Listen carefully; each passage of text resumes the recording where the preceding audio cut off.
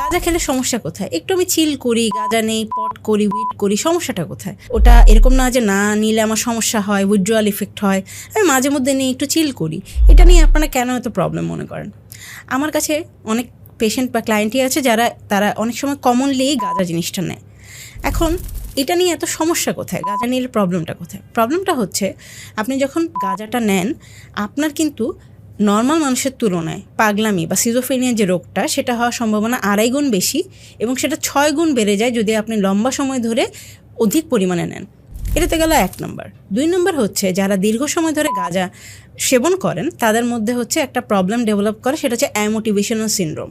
অর্থাৎ কি না, তারা কোনো কাজ করার মোটিভেশন পায় না, কোনো কিছুতে টানা বসে থাকতে পারে না। যে কোনো কাজ যেটা একটু লেংদি, এবং যে কোনো বড় কাজ যেটা একটু লেংদি হবেই স্বাভাবিক, সেটা তারাই মনোযোগটা ধরে রাখতে পারে না। সো আপনি গাঁজা নেওয়ার আগে একটু ভেবে দেখেন যে আপনার প্রোডাক্টিভিটি, আপনার যে কোয়ালিটি অফ লাইফ আপনি চাচ্ছেন, আপনার আপাতত যে চিলিংটা, এটা আপনার লং টার্মে কোনো খারাপ এফেক্ট ফেলবে না তো?